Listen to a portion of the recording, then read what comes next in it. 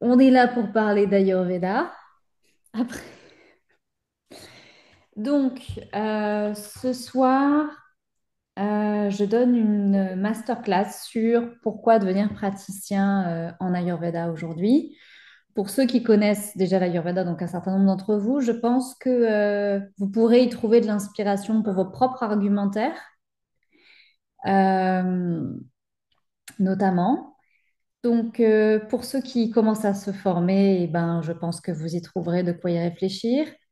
Et je pense que tout le monde doit connaître l'Ayurveda ici, donc je ne pense pas que j'ai besoin d'expliquer ce que c'est. Néanmoins, bonjour Adriana. Néanmoins, je vais bien sûr revenir sur des points essentiels de l'Ayurveda. Donc, pendant une heure, je vais d'abord parler de la première année que nous enseignons Ayurveda et conscience, pour parler de choses dont j'ai pas forcément le temps ni l'espace pour en parler à travers les réseaux sociaux. Ensuite, je vais vous passer 5 raisons qui me semblent primordiales. Alors, ceci avec un certain nombre d'exemples personnels. Le moins qu'on puisse dire, c'est qu'après 18 ans, j'ai de quoi raconter. Et ensuite, je vous proposerai quelques questions à vous poser par rapport à votre projet professionnel et par rapport à l'Ayurveda. Euh, et enfin, je vous parlerai du week-end de l'Ayurveda donc c'est le week-end d'Ayurveda et conscience où tous les professeurs enseignent ce week-end. On a 12 conférences sur 2 jours et on peut toujours s'inscrire jusqu'à vendredi, même pendant le week-end. Et ça sera également en replay. Donc on a un super contenu. Donc voilà à peu près le plan de ce que je vais dérouler ce soir sur l'heure qui arrive. Vous avez bien sûr tout à fait le droit de me couper gentiment, de poser des questions quand vous le souhaitez, d'apporter votre témoignage personnel ou votre point de vue personnel. À partir du moment où je peux juste garder un peu le fil, pour moi c'est super. Donc, si vous voulez bien, on va commencer par l'école et en particulier la première année chez Ayurveda et Conscience. Ce qu'il faut savoir, c'est que les cursus que j'ai quand même commencé à créer, ça commence à dater. Ayurveda et Conscience a été lancé en 2013, ce qui fait qu'en 2025, ça nous fait 12 ans d'existence, si je ne m'abuse. Et avant, j'avais déjà une autre école. Euh, Dès le départ, pour moi, la référence en Ayurveda, ce n'est pas une personne, c'est un système qui a été mis en place post-colonialisme.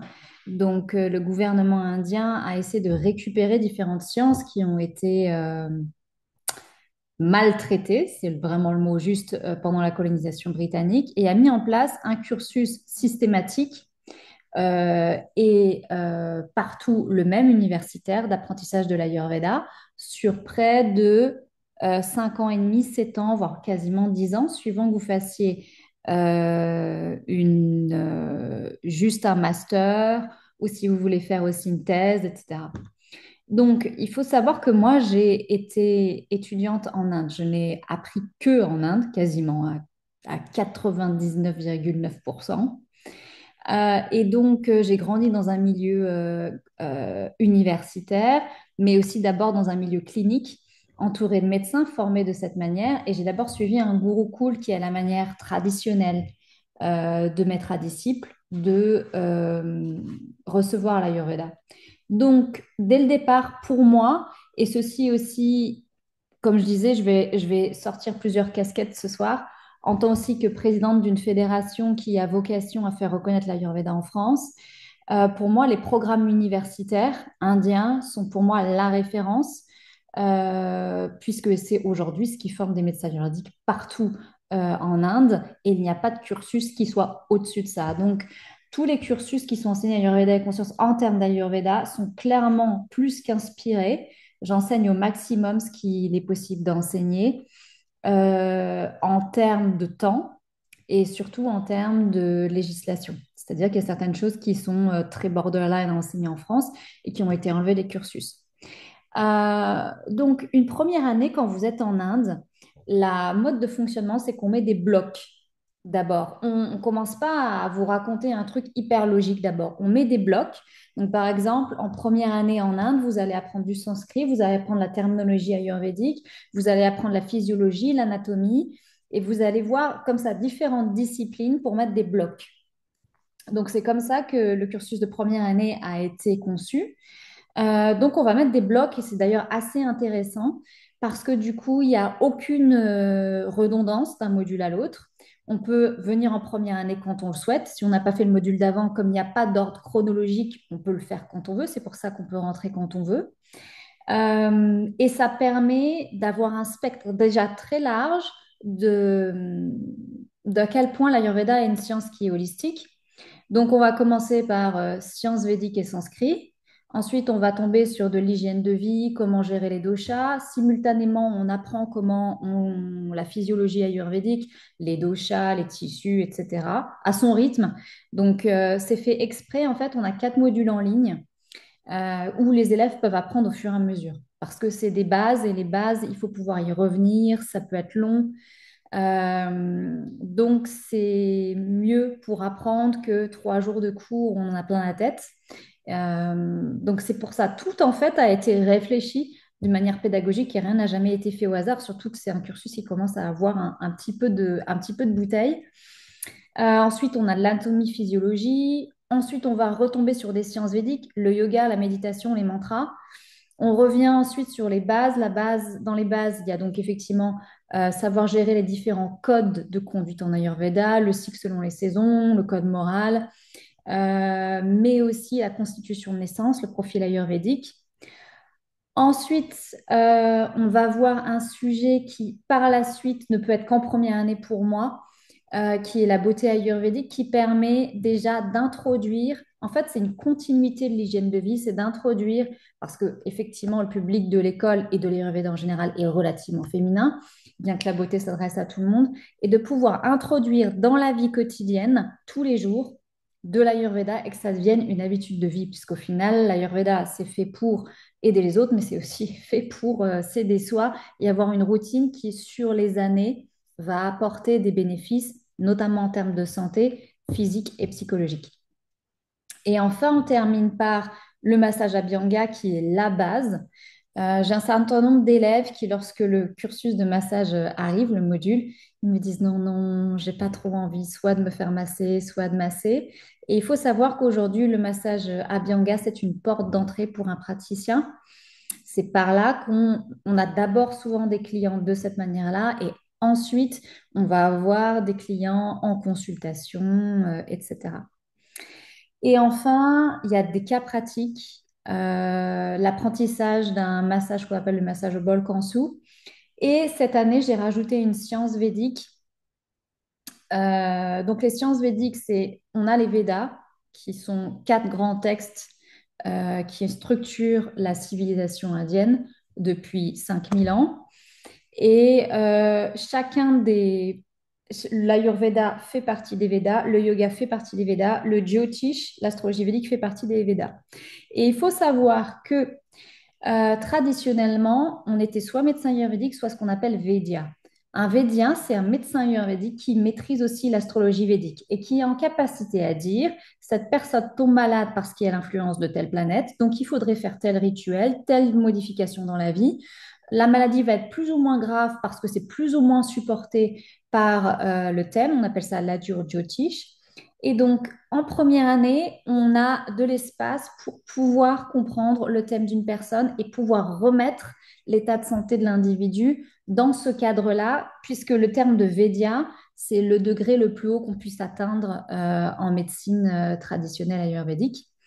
Donc, c'est pour ça que j'ai rajouté du Jyotish pour que la première année est extrêmement holistique. Je ne pense pas qu'il y ait de première année plus holistique que ce qu'on fait actuellement. Et aussi ce qui va permettre d'éveiller chez l'étudiant là où son chemin doit aller.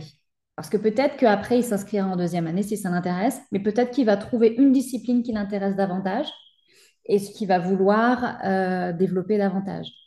Donc, et par-dessus ça, donc tout, comme vous voyez, tout est réfléchi. Et on a vraiment des professeurs qui sont juste de la crème. Donc, moi, je prends que des professeurs qui ont minimum 3 ans d'études plus 3 ans d'expérience, mais en général, ils ont beaucoup, beaucoup, beaucoup plus. Donc, et c'est une année où on a beaucoup de professeurs, ce qui permet aussi, je trouve que, parce que plus les étudiants étudient Ayurveda et Conscience, plus ils vont m'avoir moi. Et je trouve ça bien aussi de commencer avec plein de professeurs différents. Donc, on a Natalia Alonso Movia qui est hyper connue sur les réseaux sociaux, qui est quelqu'un qui est passionné. Elle a été formée à Ayurveda et Conscience et ça a été une excellente élève. Et aujourd'hui, ça fait plusieurs années qu'elle pratique et va s'occuper des modules en e-learning. On a Justine Savitri, qui est une Jyotish, qui est formidable, qui est très alignée, qui est très agréable, qui est passionnée par ce qu'elle fait. Donc, et tous les professeurs avec lesquels je travaille sont non seulement très compétents, mais en plus sont des gens qui vous enseignent parce qu'ils sont passionnés. Euh, Ensuite, on a Dr Ananda Godse, ça fait des années que je travaille avec lui. Donc, il est docteur en sciences védiques, il est indien, il est à Pune, donc il nous enseigne à distance. C'est un des meilleurs yogis que je connaisse. Yogi, ça veut dire pas professeur de yoga, bien qu'il le soit, c'est vraiment quelqu'un qui a poussé. Il fait 108 Surya Namaskar tous les jours, juste pour vous dire la pratique. C'est la personne la plus cool que je connaisse. Et il a énormément de connaissances, il est aussi psychologue. Donc, c'est lui d'ailleurs qui fait l'entrée des premières années. Quand vous entrez en première année, c'est lui que vous voyez au départ. Ensuite, on a Clarisse Robinet. Clarisse Robinet, c'est un bonheur de travailler avec elle. Elle est non seulement très compétente, pédagogique, elle est professeure de yoga, elle s'occupe de l'anatomie-physiologie. Elle s'est formée en Ayurveda chez nous il y a un certain nombre d'années maintenant. Et voilà, j'ai que des super retours avec elle et c'est pour ça que je ne fais que... Et elle va s'occuper aussi du yoga cette année. Donc je ne fais que lui donner plus de travail, de lui demander de faire plus de conférences tous les ans parce que j'adore son travail. Et enfin, on a Dr Priyajen, donc c'est une médecin ayurvédique qui est à Bangalore et qui, elle, s'occupe de la beauté ayurvédique. Tout ce qui est autour de la femme, c'est un peu son dada. Sachant que je ne prends des médecins ayurvédiques indiens que quand ils ont une vraie spécificité, parce qu'aujourd'hui, avec mon parcours, je peux me targuer, je ne sais pas si on dit ça comme ça, globalement, je n'ai pas besoin d'un médecin ayurvédique pour compléter mes connaissances. Donc, je cherche des spécialistes et Dr Priyajen est vraiment très bien pour tout ce qui est autour du féminin. Moi, j'adore sa formation sur la beauté que j'avais fait moi-même il y a un sacré bout de temps. Donc voilà un peu pour vous expliquer comment j'ai créé cette première année. Donc, s'il y a rien n'est, encore une fois, rien n'est fait au hasard, ni à la légère d'ailleurs. Et cette année, j'ai calé sur les référentiels de la Fédération française d'Ayurveda, qui a dit qu'un praticien en Ayurveda ne peut être référencé chez la fédération qu'à partir de 300 heures de formation. Or, cette année, il y a 365 heures de formation en première année, ce qui permet un référencement déjà après un an d'études. Après, 365 heures, faut les faire. C'est un peu intense, mais on est là pour ça. Voilà pour la première année. Si vous n'avez pas de questions, je vais continuer sur pourquoi aujourd'hui devenir praticien en Ayurveda. C'est une vraie question, hein. C'est une vraie question. Euh, Depuis que je suis dans l'Ayurveda, j'ai vu déjà l'Ayurveda devenir effectivement plus populaire. Bon, ça reste encore peu connu, mais beaucoup de gens déjà ne prononcent plus yaourt Veda ou ce genre de choses-là. Il y a une amélioration sur la connaissance du mot. Souvent, les gens vont dire, ah oui, c'est du massage. Je peux vous dire que quand ça n'a pas été toujours comme ça. Et le fait que les marques, un certain nombre de marques sortent leur shampoing ayurvédique, leur tisane ayurvédique, bien que ce soit pas quelque chose de qualitatif, pour autant fait connaître le mot. Donc, il y a à la fois une montée de l'Ayurveda un peu partout, pas qu'en France. Il faut savoir que l'Ayurveda est remboursé par la sécurité sociale suisse, notamment le massage ayurvédique. Du coup, c'est quelque chose qui fonctionne très bien en Suisse. En Angleterre, on peut faire du panchakarma. Donc, panchakarma, c'est faire toutes les procédures médicales ayurvédiques. L'Allemagne aussi est très avancée. Donc, autour de nous, ça bouge. Donc, ce contexte-là, il y a à la fois un terrain de plus en plus propice à la pratique et en même temps, du coup, ben, un niveau qui va monter et qui va ne faire que monter. D'où l'important de choisir clairement une formation qui soit suffisamment solide pour pouvoir être au niveau. Forcément, plus l'Ayurveda va se développer, plus il va falloir se former. Et nous, on en est très conscients à l'école. Et l'objet sera de développer toujours plus en termes d'heures de formation si on veut préparer l'avenir. Donc, pour moi, la première raison pour devenir praticien aujourd'hui en France, c'est clairement une volonté d'aider les autres par une approche qui soit holistique. Donc, clairement, l'Ayurveda apporte et peut apporter globalement en France de la prévention. D'ailleurs, comme la médecine chinoise, où on dit qu'on voit son médecin chinois que quand on n'est pas malade, parce qu'on n'est pas censé tomber malade.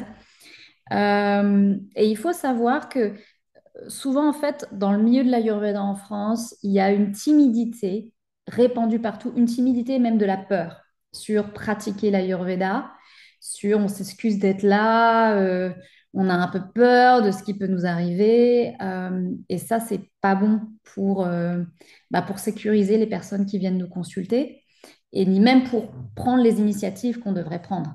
Ah, parce qu'on n'est pas trafiquant de drogue, hein.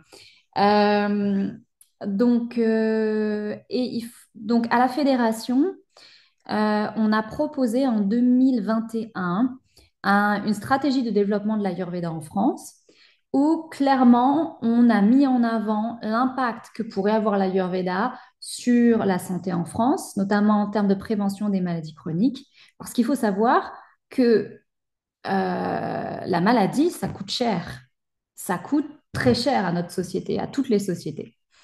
Donc, le fait de pouvoir développer l'Ayurveda en France et de se dire, ah bah tiens, je veux développer ça, il y a une vraie répercussion possible sur l'ensemble de, si on en parle comme ça, de nos concitoyens, sur améliorer un état global de santé en France, parce qu'il n'y a pas de réelle prévention. Et encore, ça s'améliore. Maintenant, on fait des examens. En fait, on va faire des examens. Donc, par exemple, la sécurité sociale va vous faire, quand vous arrivez à tel âge, vous avez tout un check-up, une prise de sang, etc. Mais de toute façon, si on détecte des choses, on ne sait pas d'où ça vient. Donc, l'Ayurveda a ses connaissances de savoir d'où viennent les problèmes, comment ils se sont construits et de pouvoir enlever ça à la racine.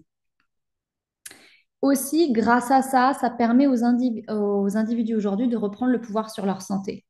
On a grandi avec, si tu tombes malade, c'est l'opération du Saint-Esprit. C'est pas de bol, c'est tant pis, c'est à tirer le mauvais numéro. Ça n'a jamais été le cas, ce n'est pas vrai, c'est totalement faux. Et le fait d'avoir effectivement cette mentalité fait qu'on est fataliste, fait que si quelqu'un nous condamne et nous dit désolé, vous allez devoir prendre des médicaments jusqu'à la fin de vos jours, on n'a pas le choix de dire bah non, je suis pas d'accord, je vais aller voir ailleurs.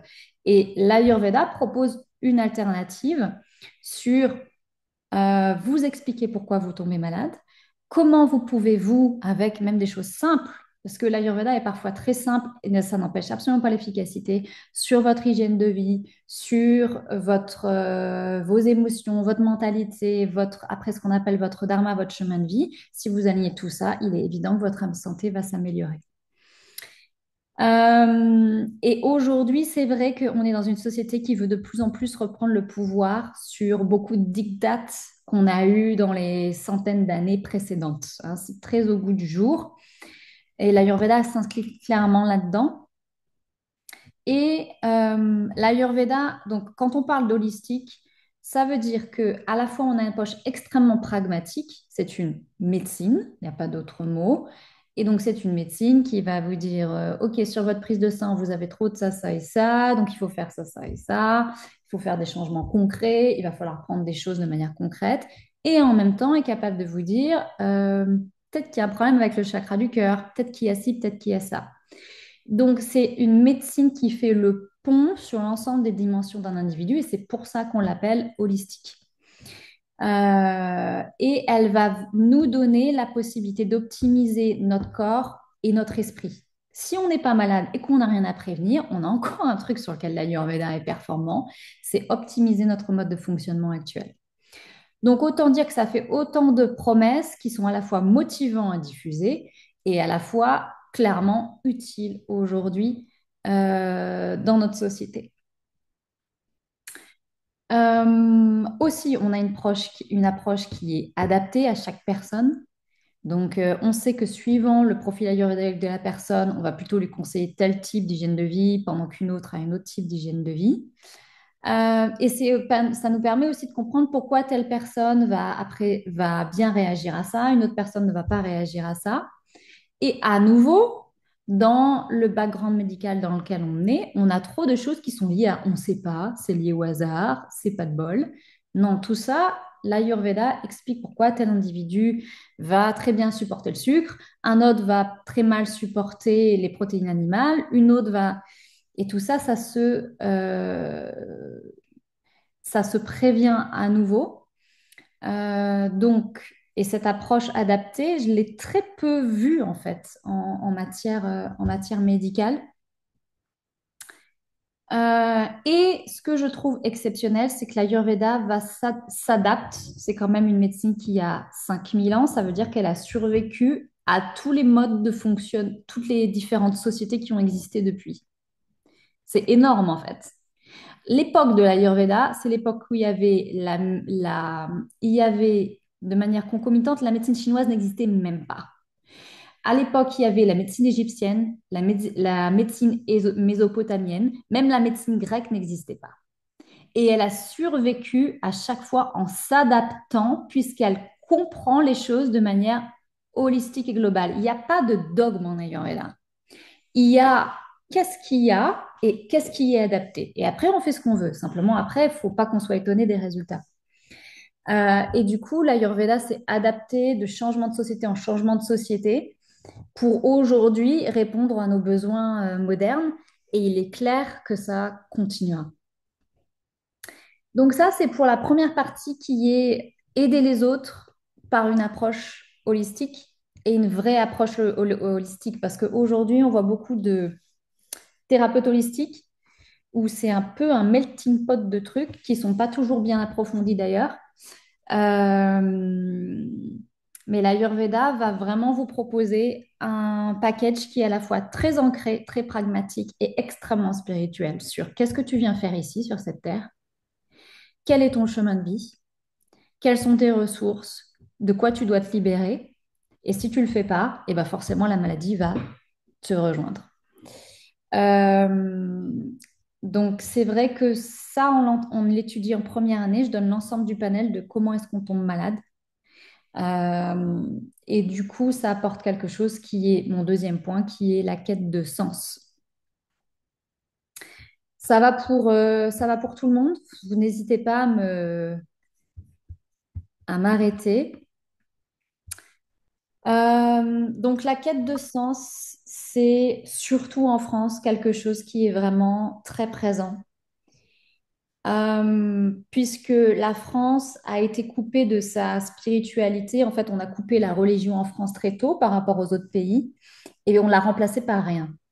C'est-à-dire que la laïcité a énormément de bénéfices, mais à celui du fait que pour ce qui est de savoir ce que tu viens faire sur Terre, de comment te placer, etc., t'oublies. C'est juste...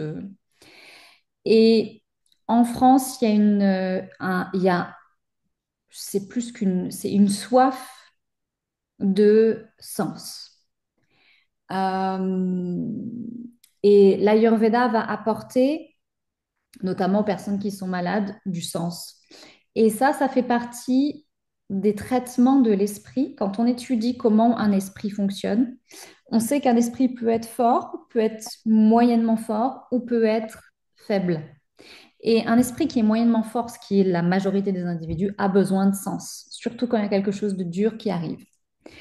Par exemple, supporter un cancer juste parce que ça t'est tombé dessus et que c'est pas de bol, ça se supporte pas du tout pareil que savoir que, ah oui, il y a quelque chose, je vais dire au hasard. Ben, je vais te donner un cas que j'ai eu hier. J'ai besoin de transformer mon positionnement vis-à-vis des femmes.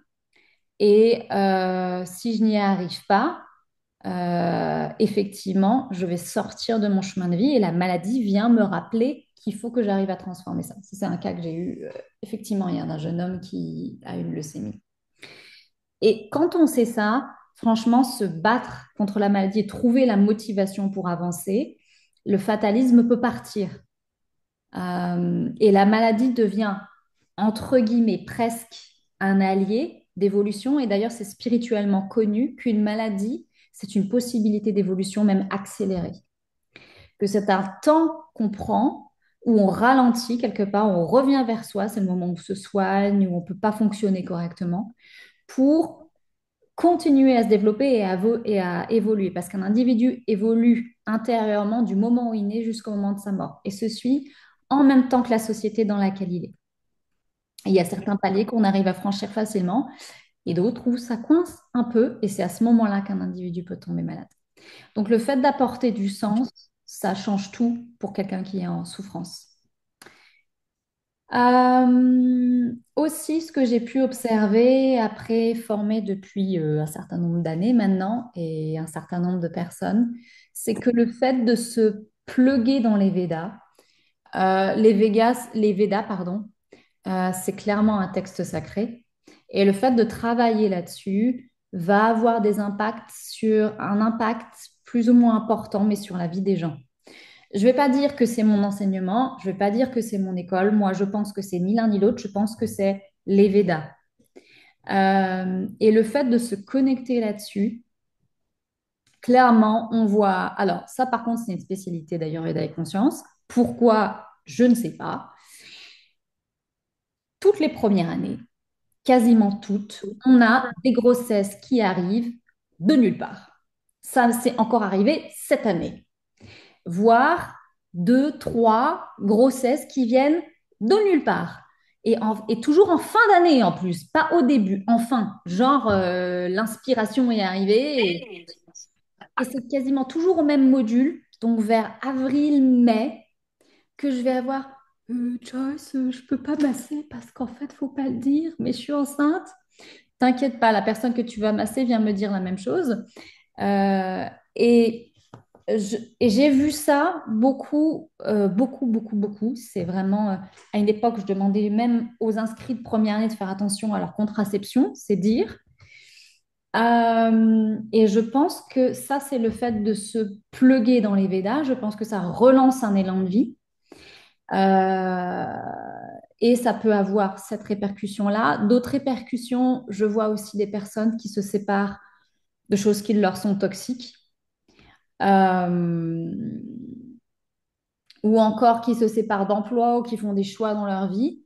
Et clairement, on sent que c'est parce qu'ils sont nourris par quelque chose et qu'il y a quelque chose qui les a...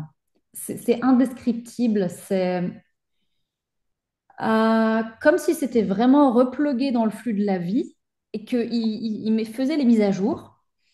Et ça, je l'observe et je l'observe, enfin, plus l'élève étudie et plus je le vois s'aligner en fait et se transformer. Donc clairement, encore une fois, ça par contre, je veux pas le dire que c'est parce que c'est mon école, peut-être, mais en tout cas, je pense que l'étude des Védas et sur plusieurs années va clairement aligner l'individu si c'est son chemin, parce que tout le monde n'a pas besoin d'étudier ça, sur ce qu'il a à faire, sur ce qui est bon pour lui, il y a un réalignement que j'observe. Et plus en fin de cursus, les élèves sont toujours beaucoup plus alignés, beaucoup mieux avec eux-mêmes que quand ils ont commencé, sans parler de l'amélioration de l'état de santé. Donc clairement, il y a une répercussion déjà sur la personne qui étudie. Donc ça, c'était mon deuxième point, la quête de sens, qui est énorme aujourd'hui. Il y a une misère là-dessus. Le troisième point, c'est... Il y a quelqu'un qui voulait parler? Non, ok, je continue là. Le troisième point, c'est exercer un métier qui soit en accord avec ses valeurs. Euh, L'Ayurveda va dire, et les Védas en général vont dire, à quoi est-ce que je veux contribuer dans ce monde? Le fait de donner à la société dans laquelle on est n'est pas une option en fait. Par contre, le fait de choisir à quoi on veut contribuer dans la société dans laquelle on est, qui est plus que critiquable et discutable, c'est vraiment la question qu'on va se poser. À quoi est-ce que je veux mettre mon énergie de vie? Au service de quoi je veux mettre mon énergie de vie? Et c'est à la fois important parce que ça valorise notre propre vie, qui est que ma vie, votre vie est unique, chaque jour de votre vie est unique, et cette vie a une fin. À quoi est-ce que tous les jours je veux contribuer? Et ça, c'est une réflexion essentielle et qui va donner du sens à l'individu euh, et clairement être nourri dans le fond, en fait. Quand on nourrit ses valeurs, il y a une nutrition intérieure qui se fait quotidiennement. Même si dans tout, hein, si vous devenez praticien en Ayurveda, il y a des jours, bon, c'est mieux que d'autres, mais il y a vraiment quelque chose qui vous nourrit. En tout cas, donc, euh, et l'Ayurveda va proposer une vision inclusive et inclusive aussi de toutes les pratiques existantes. Ça, c'est mon positionnement. Je ne sais pas quel est le positionnement des autres praticiens. Mais je pense notamment en tant que président d'une fédération, je pense que c'est une position qui me semble saine en tout cas, qui est que l'Ayurveda doit être pratiquée avec d'autres. La médecine moderne fait des choses formidables, heureusement qu'on l'a. D'autres pratiques médicinales comme l'ostéopathie sont absolument sensationnelles et l'Ayurveda est inclusive. C'est pas juste il n'y a que l'Ayurveda ou il y a que ci ou il y a que ça. Et tout ça a besoin de travailler ensemble. Et l'Ayurveda, par contre, est en capacité à expliquer, par exemple, si, je ne sais pas, vous prenez un antibiotique et que ça vous donne des mycoses, l'Ayurveda va expliquer pourquoi. Si tel effet secondaire est produit, l'Ayurveda va expliquer pourquoi. Si vous n'avez pas d'effet secondaire, l'Ayurveda va expliquer pourquoi. Il y a aussi actuellement beaucoup de différentes diététiques différentes. Il y a des personnes qui sont, par exemple, la consommation de viande est très à la mode, particulièrement dans le milieu masculin, pour avoir des protéines et des muscles. Dans un autre, le fait que le sucre a été complètement banni, c'est censé être très mauvais. Et l'Ayurveda va expliquer ben, pourquoi ça marche ça des fois, mais pas dans tous les cas, pourquoi ça marche, etc., sans jamais de rester sur un dogme. Euh, donc, ça permet à la fois de pratiquer en accord avec ses valeurs, sans se scléroser sur du genre, moi je veux faire un truc naturel. Par exemple, l'Ayurveda inclut le principe de vaccination dans son mode de fonctionnement. Et les médecins ayurvédiques en Inde ont été tous vaccinés. Donc, et en même temps, on a prévenu le Covid-19 et on a soigné le Covid-19 avec nos propres méthodes sans vaccin. Mais on n'est pas exclusif en disant il n'y a que nous qui fonctionnent ou il y a ça c'est mauvais et ça c'est bon. Vous voyez, on n'est pas, c'est pas du tout manichéen et ça c'est très simple psychologiquement et ça permet aussi de s'adapter aux différents auditoires qu'on a. Euh, donc ça, c'est, je dirais, le troisième point, c'est pouvoir faire quelque chose qui est en accord avec ses valeurs. Sachant que un métier qui aide les autres dans le sens global, n'importe quel métier dans notre société va aider quelqu'un. Même le contrôleur des impôts, il aide notre société à récupérer l'argent qui fuit. Donc, dans ces cas-là, mais c'est vrai, ça j'en discutais, je ne sais plus, avec une de mes patientes. C'est vrai que le fait d'être praticien en Ayurveda ou ce type de métier-là, vous avez une reconnaissance qui est plus rapide de votre travail. Soit déjà immédiatement à la fin de la consultation ou du massage ou du soin ou de la discussion, la personne elle se sent déjà mieux. Donc, on voit en fait l'impact de notre travail, on en voit le résultat. Et ça apporte énormément de motivation. Pour les personnes qui ont éventuellement pas encore soigné, la première fois où vous soignez quelqu'un, c'est la fiesta, là. C'est énorme en fait. C'est j'ai réussi à soigner une autre personne que moi. Donc, ça, c'est vrai que c'est un aspect qui est extrêmement motivant dans le fait de pratiquer l'Ayurveda et parfois même avec des trucs simples. Euh, et c'est ce cercle vertueux qui fait qu'on a plus de plus de confiance en soi et qu'on va essayer de plus en plus de choses et que du coup, ben, ça va bénéficier au plus grand nombre si possible. Euh, il est quelle heure? Il est déjà... J'ai encore des choses à dire. Le quatrième point, c'est que l'Ayurveda permet d'accéder à une science qui est millénaire et riche. Une science millénaire, ça veut dire que techniquement, déjà l'Inde, c'est ultra peuplé, mais vous multipliez ça par 5000 ans, il y a beaucoup de personnes qui sont passées par là. Et parfois, je trouve ça d'une stupidité sans nom de dire non, mais en fait, on sait pas on sait pas si c'est prouvé. Est-ce que vous plaisantez? Cette médecine existe depuis 5000 ans. C'est la seule qui est perdurée dans la même forme qu'elle était il y a 5000 ans, à peu près. Dans un pays ultra peuplé depuis 5000 ans, est-ce qu'on pense que si ça marche pas, comment ça aurait continué? Enfin, il y a une auto-validation de la capacité de l'Ayurveda à soigner qui est évidente si on y réfléchit 2 minutes. Euh, et en plus, cette science millénaire, qui autrefois donc était enseignée dans des gurukuls. Donc les gurukuls, c'est un peu des gens choisis qui vont voir un maître. Aujourd'hui, c'est accessible comme jamais auparavant. Et ça, c'est une des beautés de notre époque. C'est une médecine qui est complète, même si je pense qu'il y a effectivement plein de pratiques médicales qui sont très intéressantes, comme ce que j'ai pu mentionner, et même la médecine moderne fait des choses absolument formidables. Mais la médecine ayurvédique est créée pour être globale. Donc, il y a de la gynécologie, il y a de la pédiatrie, il y a de la chirurgie, il y a des soins ORL, il y a même des dentistes ayurvédiques. Ils ont tout fait, ils ont pensé à tout. On a tout en Ayurveda. On a une pharmacopée qui est très développée. La pharmacopée de base, elle contient 400 plantes, des centaines de préparations. Donc des préparations, ça va être des alcools dans lesquels on fait fermenter des plantes, des huiles dans lesquelles on fait fermenter des plantes, etc. pour des applications spécifiques thérapeutiques. Il y a certains savoirs même que l'Ayurveda diffuse qui sont inconnus, mais inconnus, hein, inconnus aujourd'hui, comme l'utilisation des métaux. Alors ça, c'est un grand truc. Euh, le débat qui sert à rien parce qu'en fait, on ne sait pas de quoi on parle.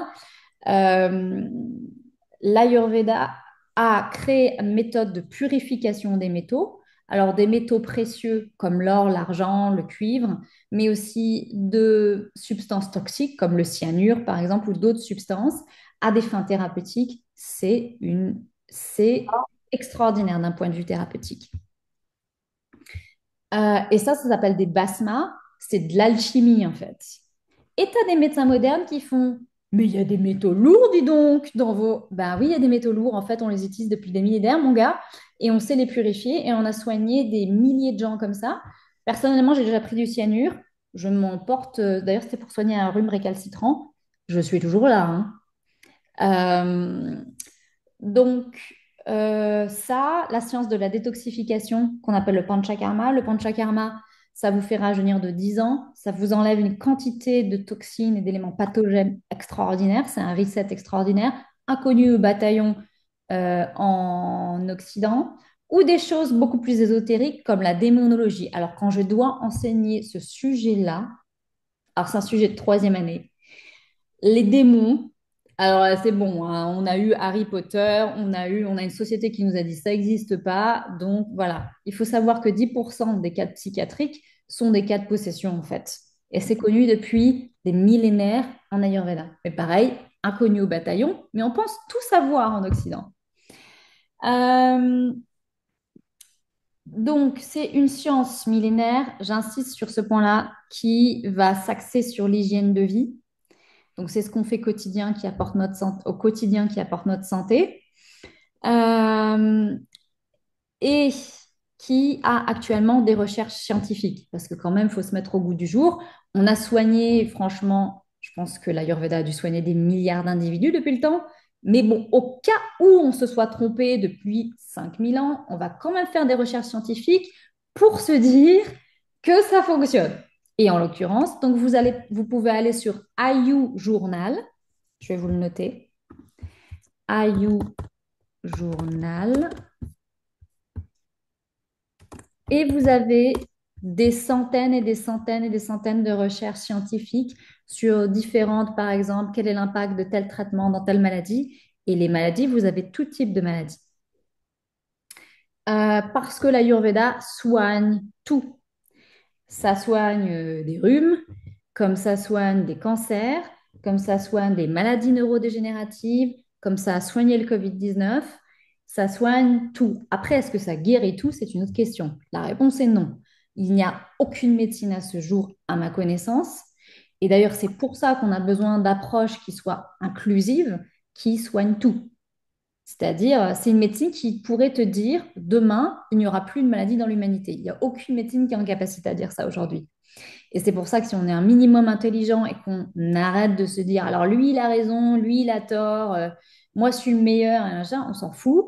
Euh, Ça serait bien d'être plus inclusif et de croiser effectivement les informations, les connaissances, parce que tout ça, tout ça, c'est une perte de temps et c'est juste une bataille d'ego. Mais bien sûr, bon, si on veut tout soigner en Ayurveda, il faut un peu étudier. Chez nous, on commence à toucher à ça sur la troisième année. Donc en troisième année, on étudie toutes les maladies, enfin toutes les grandes familles de maladies, parce que bon, on ne peut pas étudier toutes les maladies. Et on commence vraiment à faire de la médecine, ce qui est aussi très intéressant. Avant ça, on fait plus de la prévention et soigner des maux récurrents. Mais donc ça, c'était pour le fait d'accéder à une science millénaire, ce qui est quand même un privilège. Il y a 100 ans de ça, l'Ayurveda, à moins que vous vous expatriez en Inde définitivement, et vous trouviez un gourou, c'était compliqué hein, d'accéder à ça.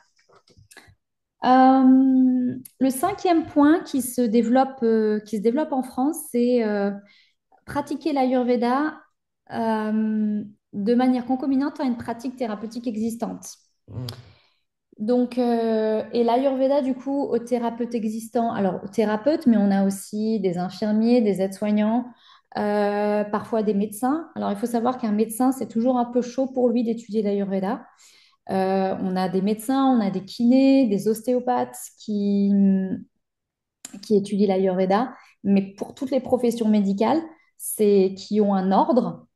C'est un peu chaud parce qu'on n'est pas censé, si moi je promeus l'inclusif, leur pratique ne promeut pas forcément l'inclusif. Donc, notamment, un médecin qui veut pratiquer l'Ayurveda, souvent, il doit choisir. Hein. T'es médecin ou tu pratiques l'Ayurveda, mais les deux ensemble, c'est un peu borderline. Donc ça, je le rappelle aussi parce que les thérapeutes disent oui, il y a une espèce de chasse aux sorcières, machin. Oui, enfin, si tu étais médecin, tu aurais plus de complications que si tu viens et que tu apprends juste l'Ayurveda et que tu développes juste l'Ayurveda. Euh, Aussi, je pense qu'il y a un moment, il faut, à l'inverse, se calmer sur la multidisciplinarité, j'y arriver, avoir plusieurs disciplines thérapeutiques en même temps. En Inde, on dit, si tu es master de tout, tu n'es master de rien. Déjà, si en gros, tu es professeur de yoga et médecin ayurvédique, déjà, tu as perdu ta crédibilité. Pour eux, c'est genre, déjà, l'Ayurveda, c'est tellement grand qu'on ne comprend même pas comment tu te dis que tu as le temps d'étudier une science aussi vaste que le yoga. Mais en France, comme on a des accès aux connaissances qui sont beaucoup plus superficielles, du coup, on peut cumuler. Euh, donc, c'est bien, mais au bout d'un moment, pour obtenir des résultats, je trouve, il faut vraiment, surtout des résultats compliqués. Euh, Moi, c'est un petit peu mon créneau. Maintenant, j'ai un peu moins de temps pour faire des recherches, etc. Mais j'aime bien débloquer des trucs que les d'autres ont du mal à débloquer. Mais pour ça, faut approfondir. Souvent, les maladies qu'on a du mal à traiter, c'est déjà des diagnostics qu'on a du mal à poser. On ne comprend pas souvent la cause. Et pour ça, il faut approfondir, approfondir, approfondir. Donc, je dirais faire attention à la multidisciplinarité. En France, elle est tout à fait pertinente.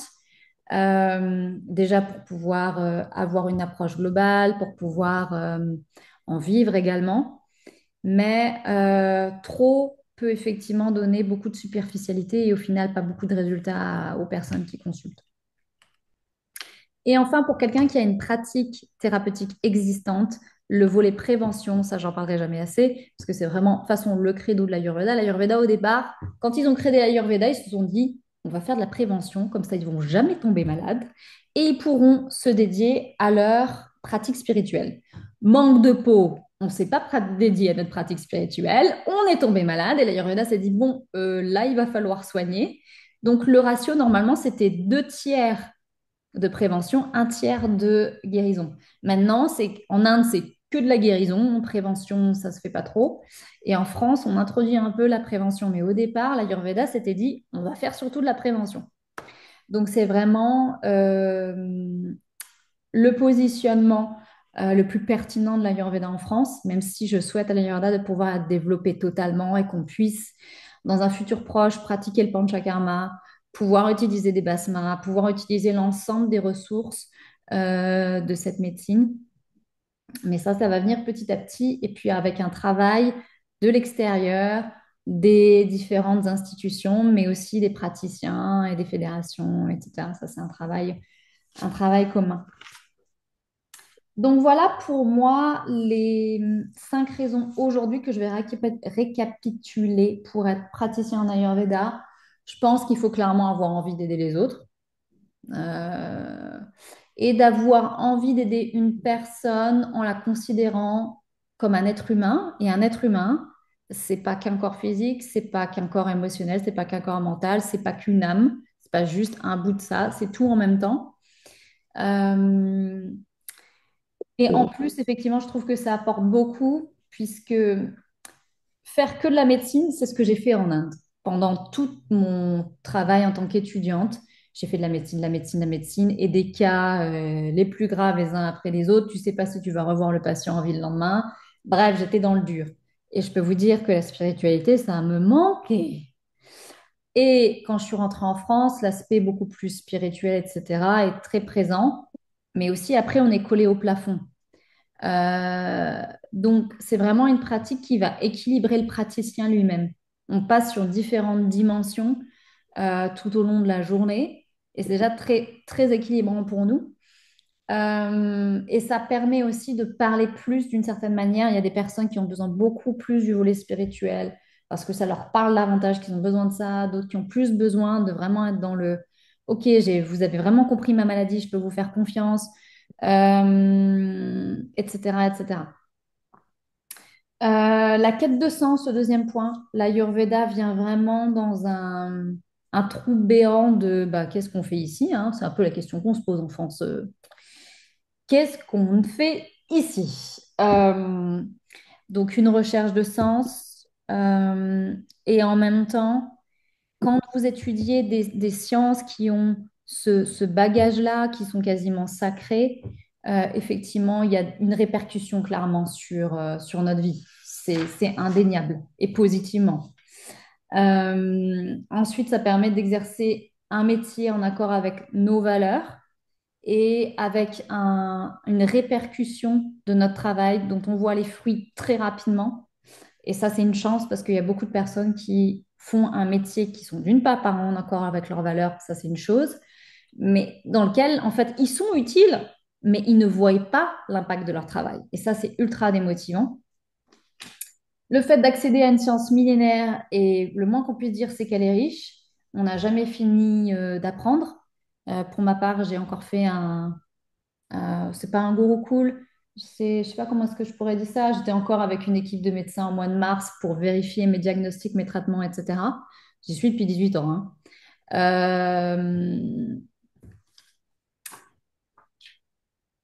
Enrichir une pratique qui soit existante. Donc, ça apportera toujours, en fait, dans les personnes que j'ai vues pratiquer et qui ont déjà une pratique très établie, par exemple, je pense à des ostéopathes, ils vont garder une partie de ce qu'ils ont appris et ils vont l'incorporer dans ce qu'ils font.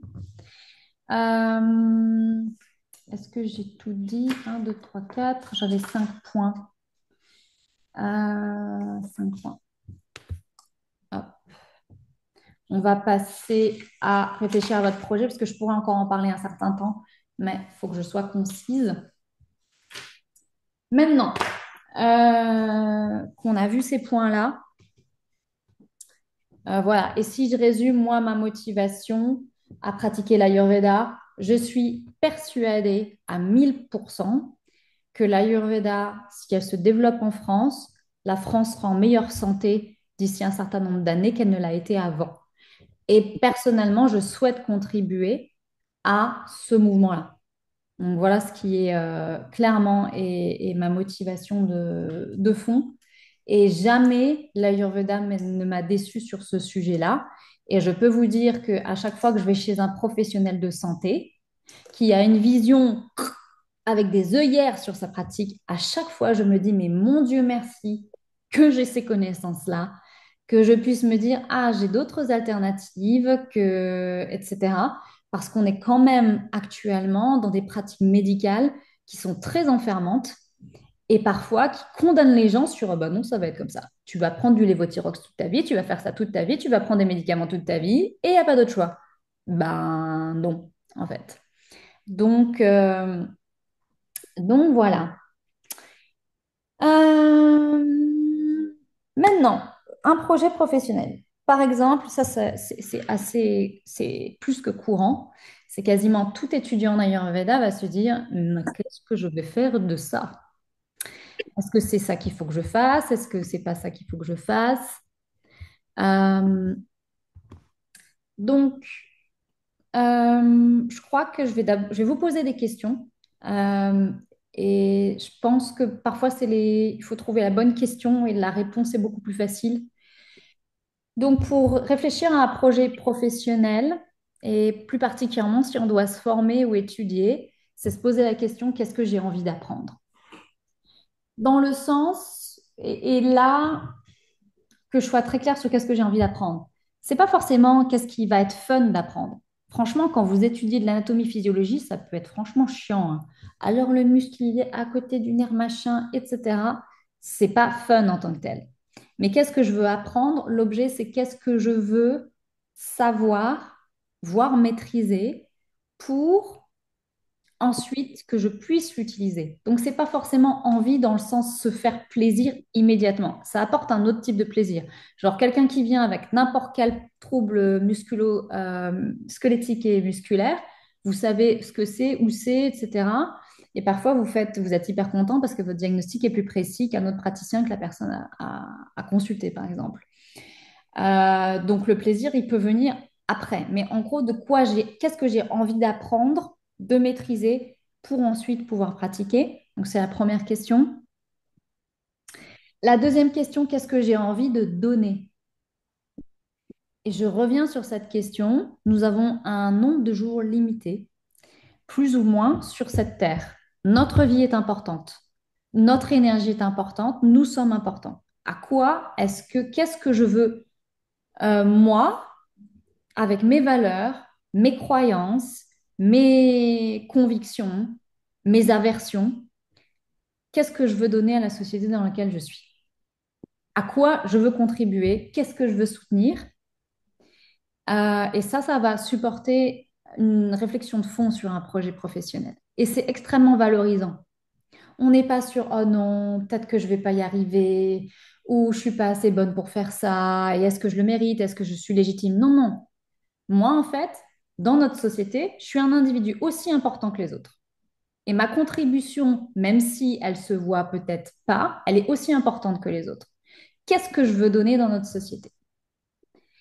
Donc ça va vous permettre d'orienter déjà de vous valoriser à la valeur que vous méritez et d'orienter sur des questions larges, mais qui sont vraiment importantes sur euh, qu'est-ce que vous souhaitez effectivement donner. Et ce qu'on veut donner, c'est pas forcément ce qu'on aime.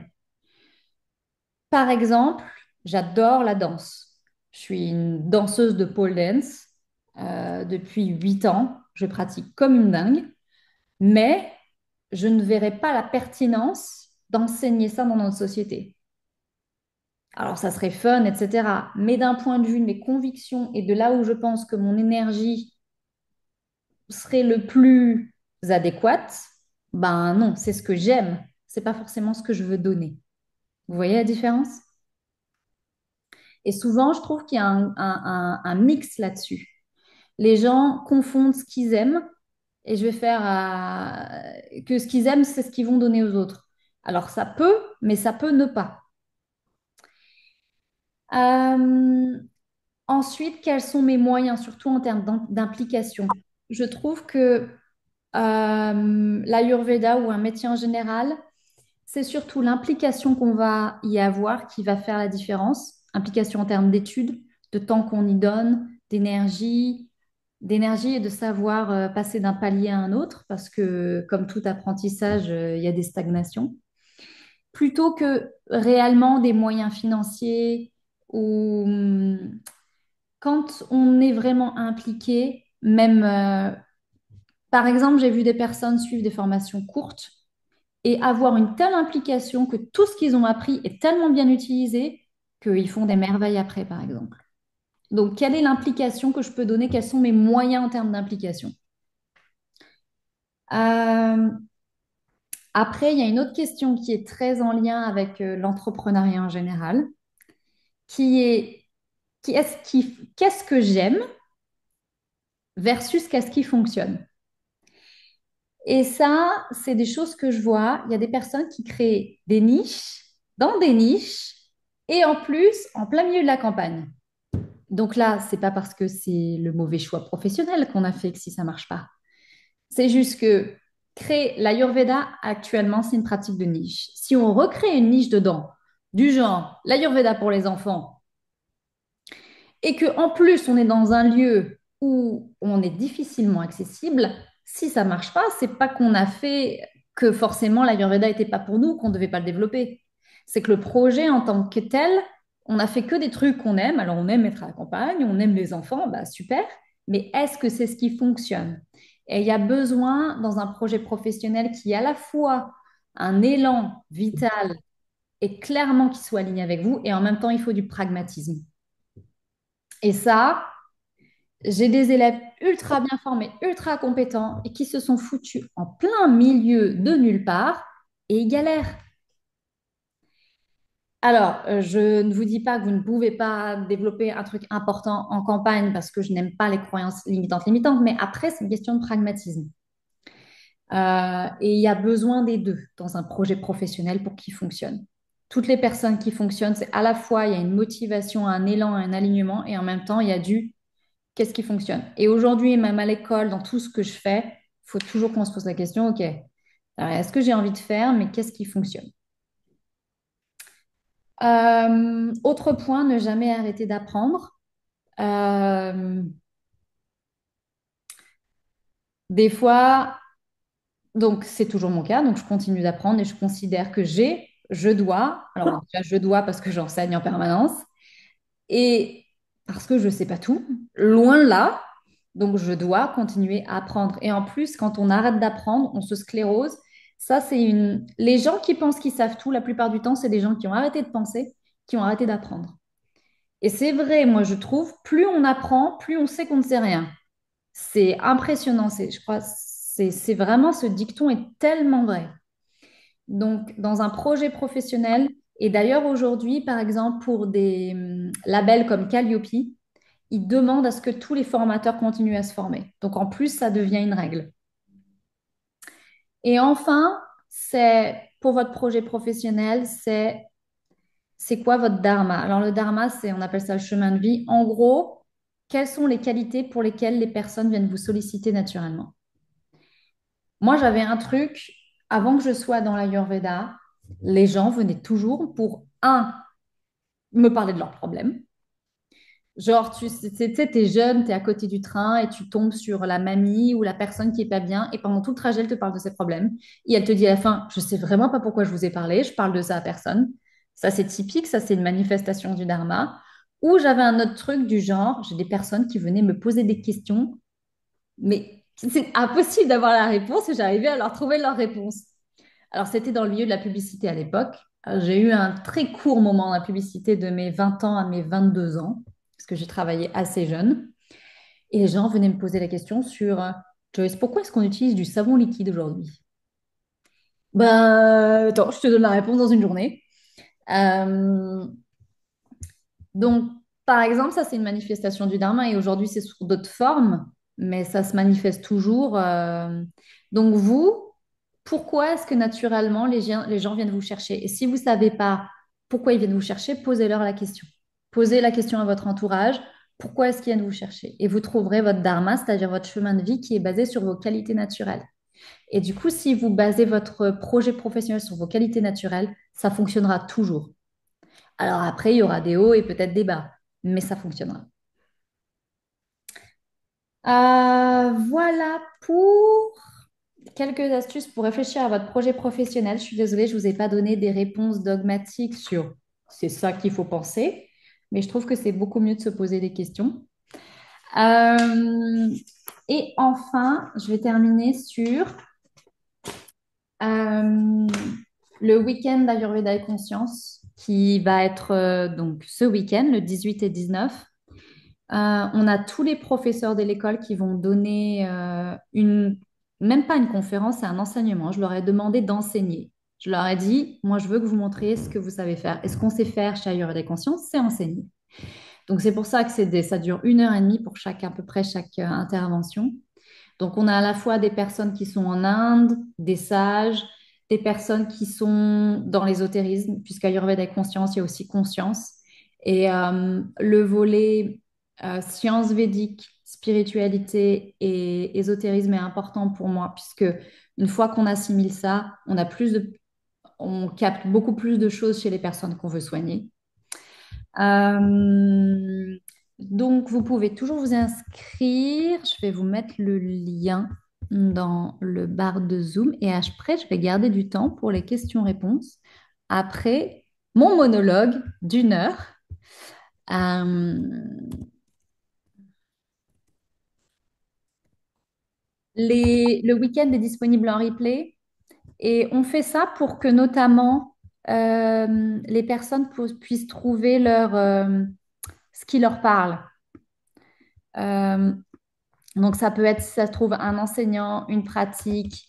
Euh, Parfois, c'est une personne qui va nous inspirer ou parfois, c'est une pratique. Et là, du coup, il y a tout un panel de ce qu'on fait. Donc, c'est pour ça qu'on n'a pas que de l'Ayurveda, puisque j'ai une école pluridisciplinaire. J'ai d'abord énormément travaillé sur l'aspect Ayurveda pour que ce soit solide. Et aujourd'hui, on a un aspect, hop là, qui est holistique, en l'occurrence. Parce que souvent, juste pour la petite histoire, donc les élèves qui sont en formation d'Ayurveda très rapidement font des consultations, des personnes viennent, on les soigne, etc. Au départ, c'est moi qui montre.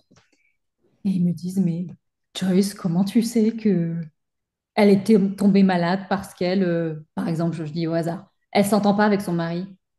Je fais, ben, ça, va falloir que vous vous développez pour le percevoir. C'est pas écrit dans un livre de médecine. Il faut que vous développiez dans votre capacité à percevoir l'autre, à lire au-delà de ce que la personne vous dit. Et c'est pour ça qu'on a tout un cursus intuition. Euh, voilà. Bien. Eh ben, j'ai parlé. Maintenant, c'est à vous. Je suis disponible pour vos questions, vos commentaires, vos remarques, vos partages également.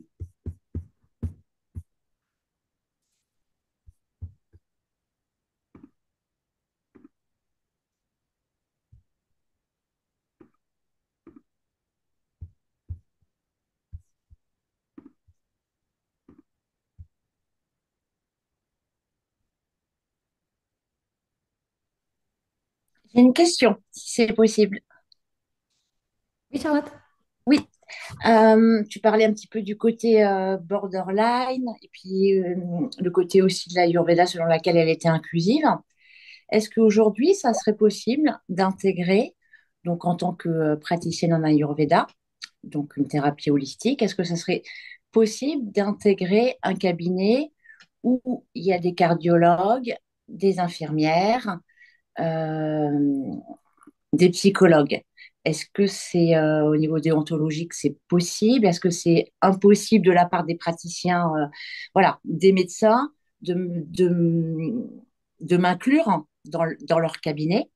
C'est quelque chose qui pourrait m'intéresser en habitant à la campagne, Mm. mais en faisant ça dans une ville. Voilà, ça serait. Est-ce que c'est possible? Alors, c'est compliqué. C'est pas compliqué pour... Ce qu'il faut comprendre, c'est pas compliqué pour eux. C'est pas compliqué pour toi, c'est compliqué pour eux. Oui, Parfois, ils n'ont pas le droit, effectivement. Mais je connais un centre multidisciplinaire qui est à Montbéliard.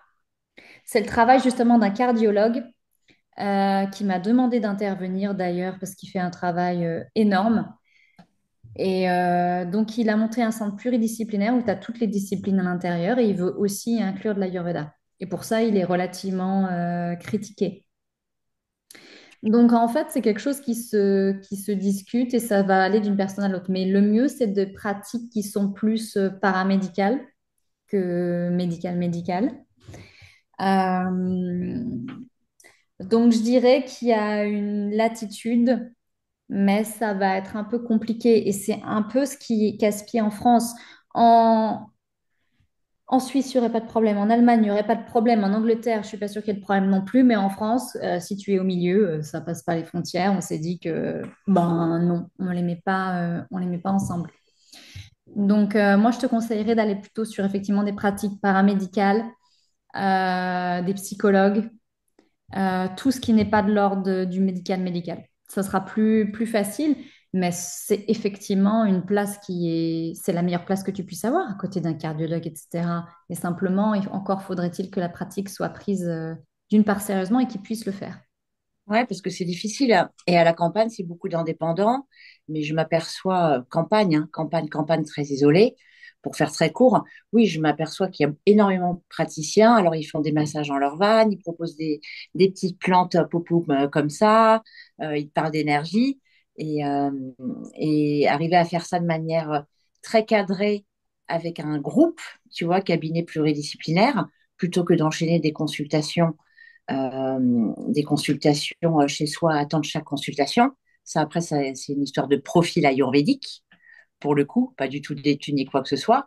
Euh, ouais, voilà, c'est la frontière, elle est très mince et on est en France, effectivement. Et euh, voilà. Mais en tout cas, si tu veux pratiquer, moi, je peux te mettre en contact avec cette personne, mais c'est pas dans ton coin, c'est Montbéliard, c'est plus dans l'Est. Et il m'avait proposé en fait de travailler avec lui, mais bon, avec Paris, c'est un peu compliqué de pouvoir. Je peux pas y avoir une pratique, je peux y avoir qu'une pratique ponctuelle. Et je sais qu'il cherchait un praticien pour en Ayurveda. Et je ne saurais que trop supporter son projet qui est extraordinaire. Et il faudrait que ça fasse un petit peu boule de neige. Mm.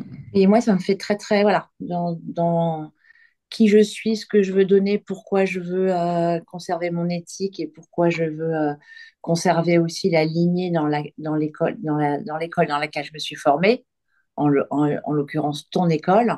Ouais, ça serait son projet, il est incroyable. En tout cas, voilà. Voilà, merci. Donc voilà, bah écoute, tu me contacteras si tu veux. Si vous voulez regarder, vous pouvez écrire Maison de santé pluridisciplinaire Montbéliard sur Internet. Il a eu beaucoup de couverture médiatique. On avait fait en 2022, j'ai été invitée à faire une conférence là-bas qui était juste, on avait des sponsors de ouf. On avait genre l'OMS, la Sécurité sociale et je représentais les médecines traditionnelles. J'avais un parterre de 250 médecins devant moi, plus rediffusion sur Internet dans le monde entier. Ça s'est très bien passé. Ok, ce monsieur vient de là, d'accord. Ok, Ouais. Donc, il est dans ce milieu-là. Et d'ailleurs, sa femme apprend l'Ayurveda, a passé 1 ou 2 ans à l'école. Elle n'a pas encore terminé. Il s'appelle Pradip. Son prénom, c'est Pradip. Et il est en lien avec aussi l'ambassade de l'Inde. merci. D'autres questions?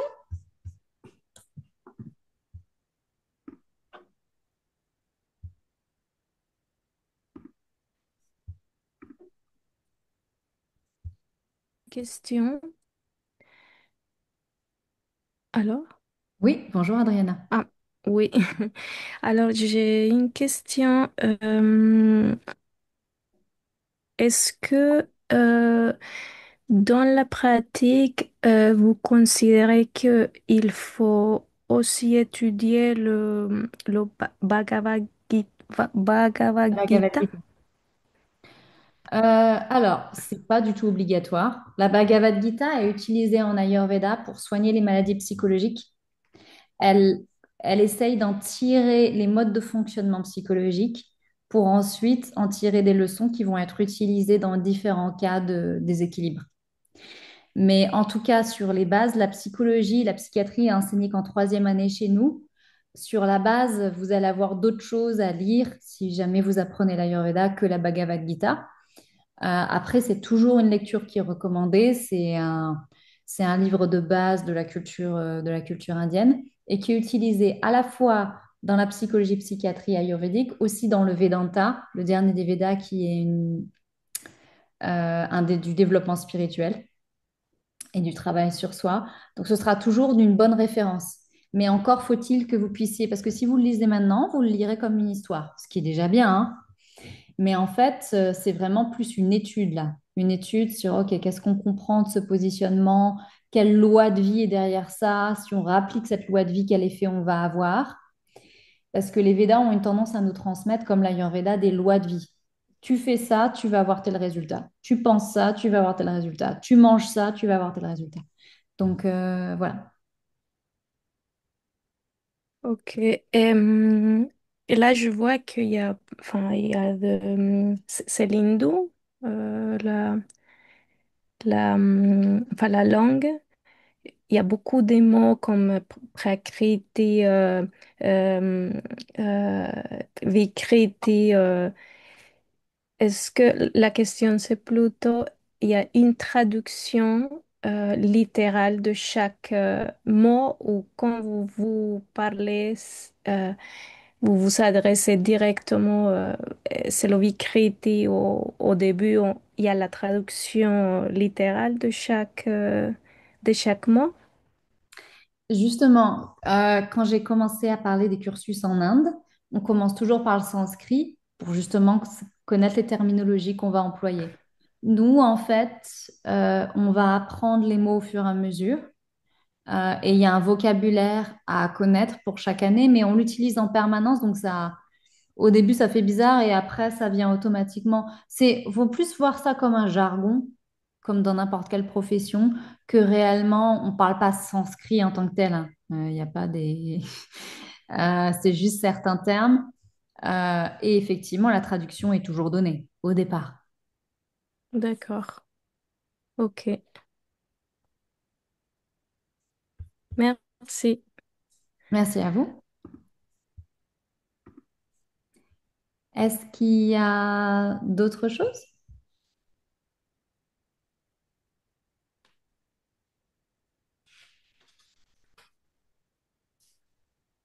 Bonsoir, Joyce. Ah, Moi, j'avais une question un peu plus pragmatique par rapport au financement. Est-ce qu'on peut avoir une aide, enfin passer par le CPF, par exemple? alors, merci pour votre question, parce que c'est une question qui est beaucoup posée. Pour avoir accès au CPF, il faut que la discipline qui soit enseignée soit référencée au RNCP, au Registre national des métiers. Sauf cas particulier. Par exemple, on a eu un financement CPF de notre formation par les DOM-TOM, quelqu'un qui était à La Réunion. Donc, dans certains endroits, ils vont déroger à la règle parce qu'ils veulent aider au développement de l'endroit. Et c'est vrai que l'Ayurveda va créer des auto-entrepreneurs, des micro-sociétés, etc., donner du dynamisme. Donc, ils vont y mettre du financement. Mais donc, l'accès au CPF, normalement, n'est pas possible pour toutes les personnes qui enseignent l'Ayurveda, puisque l'Ayurveda n'est pas référencé au RNCP. Et ça, c'est un travail qu'on espère pouvoir mener à la fédération, ce qui bénéficierait à tout le monde. En revanche, on a toujours eu les labels qui étaient possibles d'avoir depuis le départ. Donc avant, c'était Datadoc et maintenant, on a Calliope, ce qui vous permet d'accéder à tous les OPCO en dehors du CPF, dont les organismes qui vous permet d'être financé. Et ça, c'est d'une personne à une autre suivant le métier.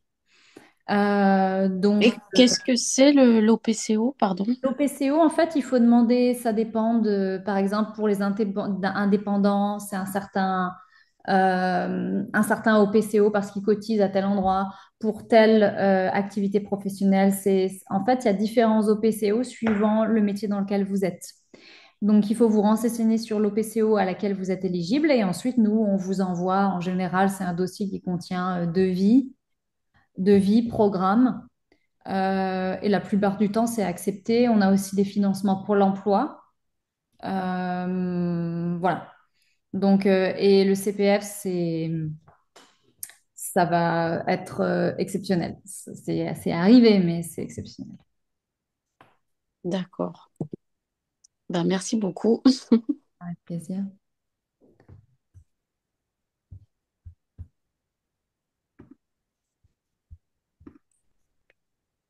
J'ai D'autres- une question, si c'est possible. Ouais, Charlotte? Oui, très courte.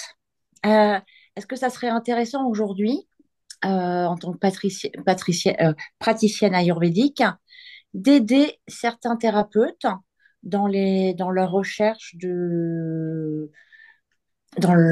d'huile ayurvédique, de plantes ayurvédiques, les aider à savoir quelle plante, qu'est-ce qu'il y a dans telle pharmacopée, quel est comme dans toutes les pharmacies, hein, que ce soit les pharmacies en France ou les pharmacies ayurvédiques, il n'y a pas que des bons produits. Est-ce que ça serait intéressant de se positionner en tant que praticienne pour aider ces gens-là?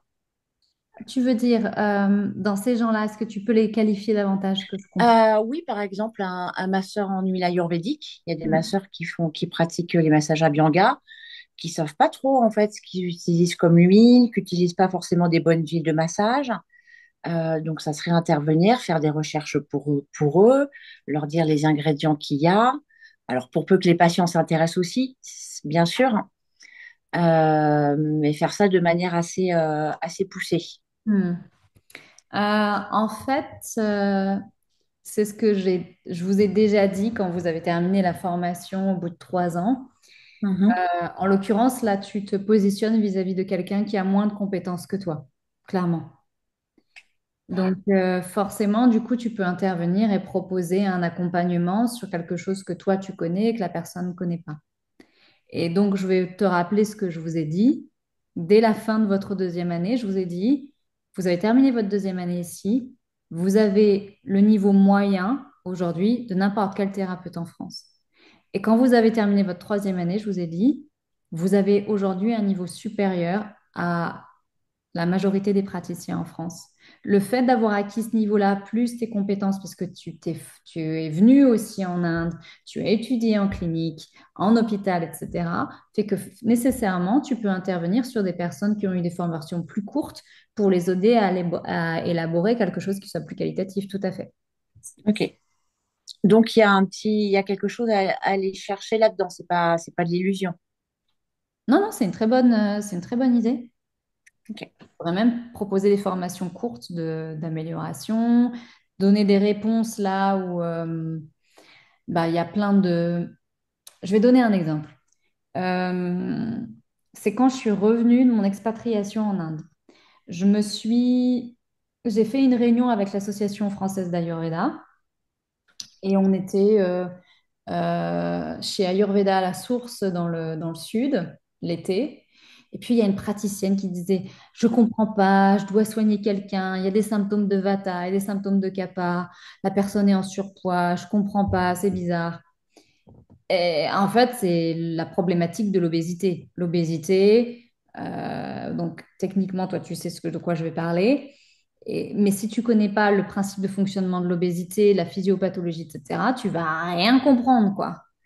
Et du coup, grâce aux connaissances que tu as, il y a plein de points qui peuvent être bloquants pour un masseur, par exemple, que toi, tu peux débloquer. Alors, expliquant, oui, mais c'est normal, parce qu'il y a ça, ça, ça et ça, et la porte de sortie, c'est pas rien. Donc, c'est absolument cohérent. Mais ils vont pas s'intéresser aux maladies, les masseurs.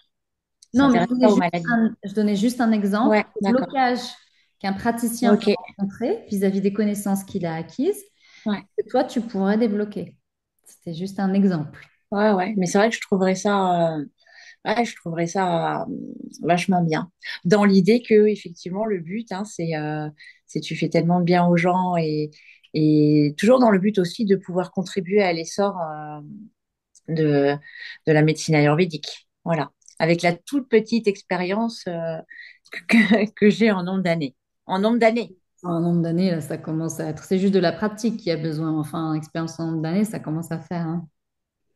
Non, non, juste pour tout le monde, Charlotte a 3 ans d'études, plus t'as fait combien d'entraînements en hôpital?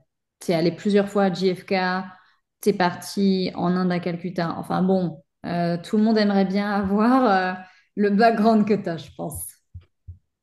Plus l'utilisation de telles plantes. Genre, Charlotte, quand elle revient d'Inde, elle me dit, ah, Joyce, je t'ai pris du safran de tel endroit. Ah, est-ce que tu connais cette plante-ci? Ou est-ce que tu connais cette plante-là?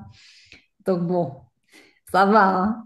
Oui, oui, mais il s'agit pas. Voilà, moi j'ai des paillettes dans les yeux, encore et encore, même après tant d'années à Ayurveda et conscience, hein, les paillettes, elles sont encore là. Après, c'est être dans son karma et dans sa bonne décision de où est-ce que j'habite.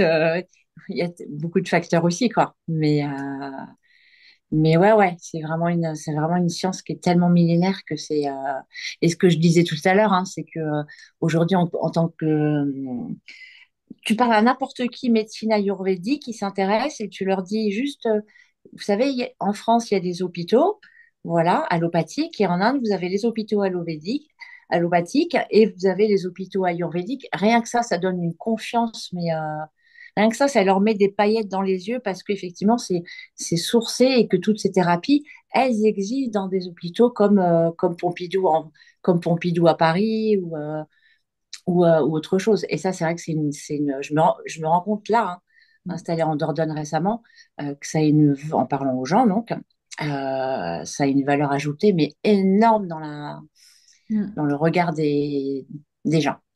Voilà, Merci, Charlotte. c'est moi. Merci. Est-ce que nous avons encore des questions?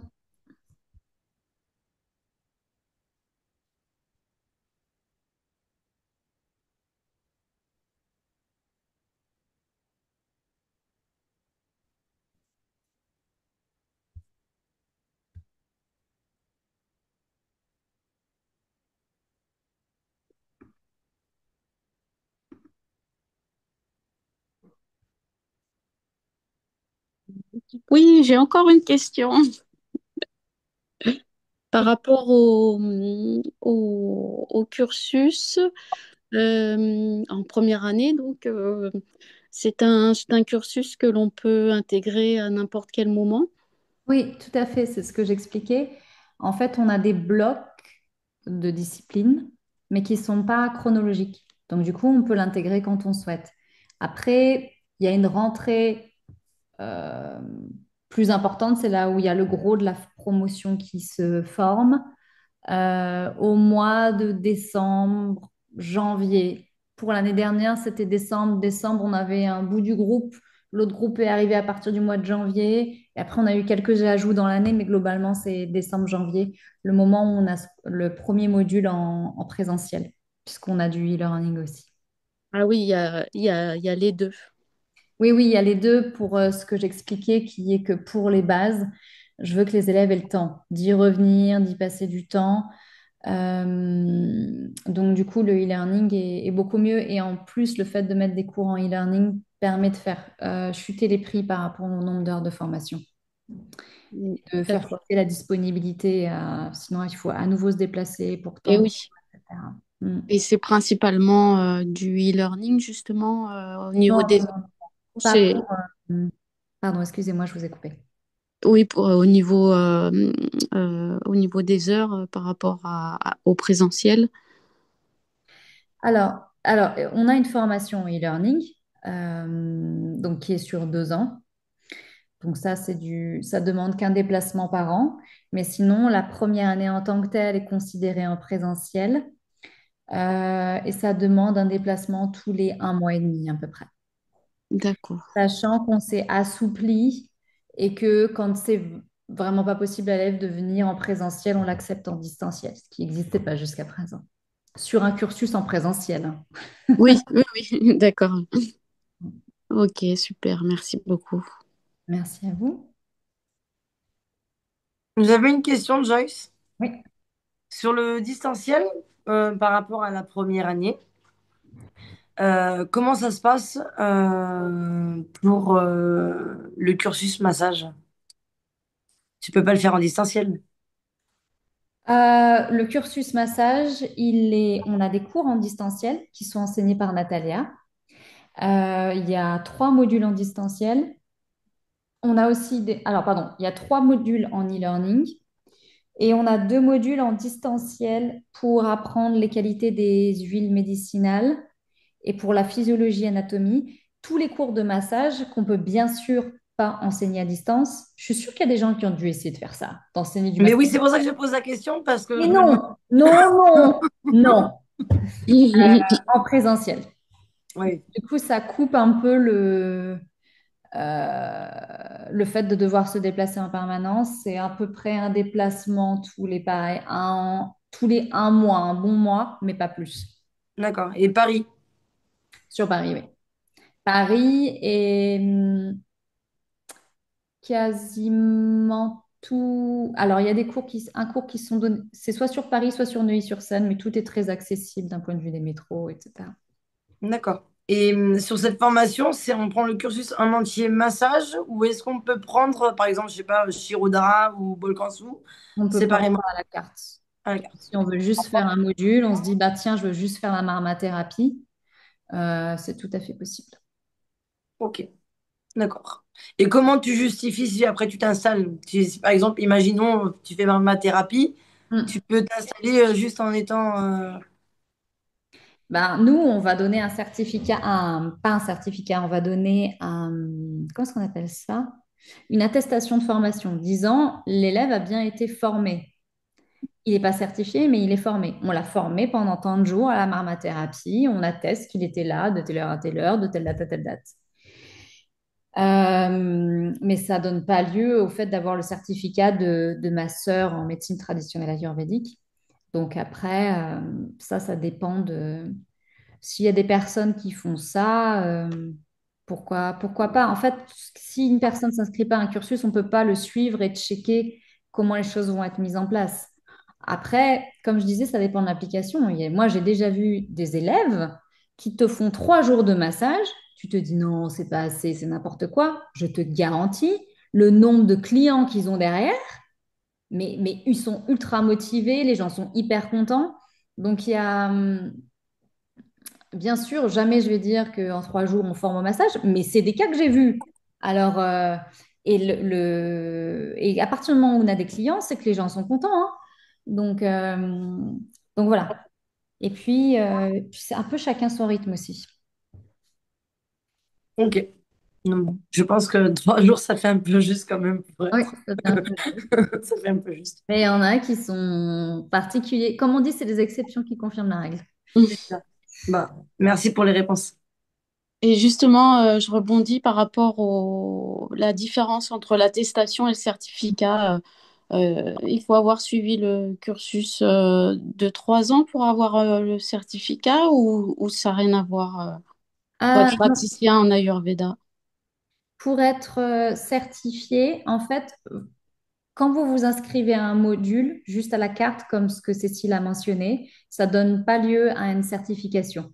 Une certification, ça veut dire que vous avez été évalué et que vous D'accord, avez montré avoir un certain niveau. oui, Donc, une certification, c'est toujours sur un cursus d'1 an, 2 ans ou 3 ans. Donc, au d'accord, bout d'1 an, on va vous donner une certification. C'est une certification d'1 an. Ça veut dire que vous avez passé un certain nombre d'examens sur lesquels vous avez eu minimum 10 à chaque examen. Si vous avez eu en dessous de 10, vous n'avez pas la certification, il faut repasser. Donc, ça veut dire que nous, on a bien validé vos connaissances derrière. Alors qu'une attestation de formation, on n'a pas validé. oui, On a juste dit, vous étiez présent. C'est pas du oui, oui, c'est différent complètement. Oui. D'accord, merci pour la précision.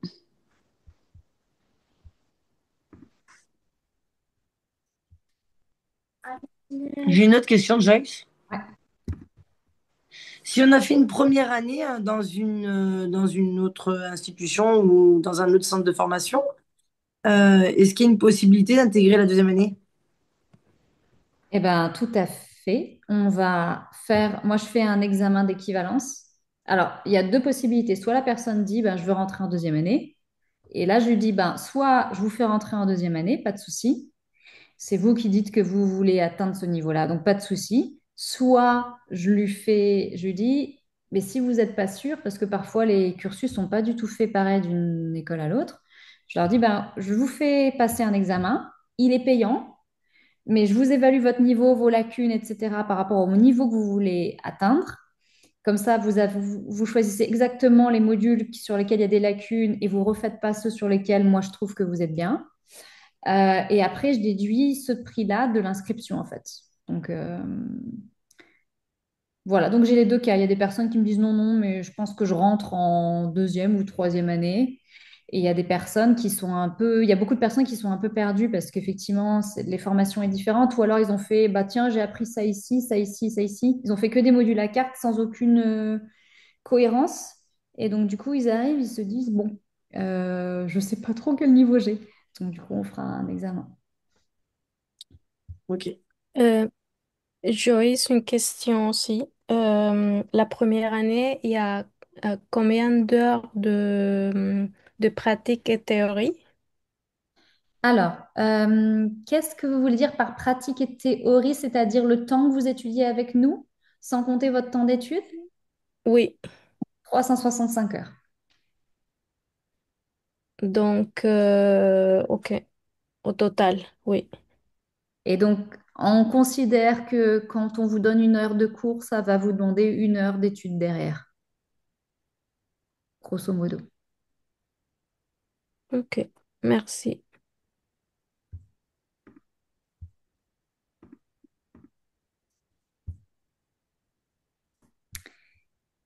Bien. S'il n'y a pas de questions euh, complémentaires, je vous remercie beaucoup d'être venu ce soir. J'espère que ça vous a intéressé ou qu'il y a certains éléments qui vont pouvoir vous servir. Merci également pour vos questions et votre participation. Je vous ai mis donc le lien pour le week-end de l'Ayurveda si vous voulez rencontrer les différents professeurs. Et à nouveau, c'est disponible en replay.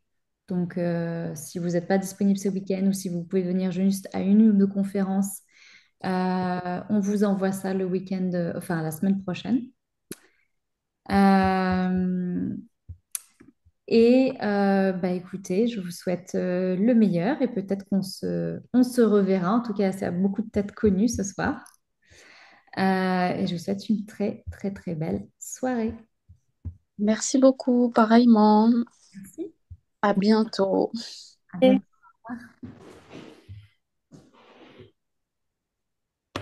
Namasté.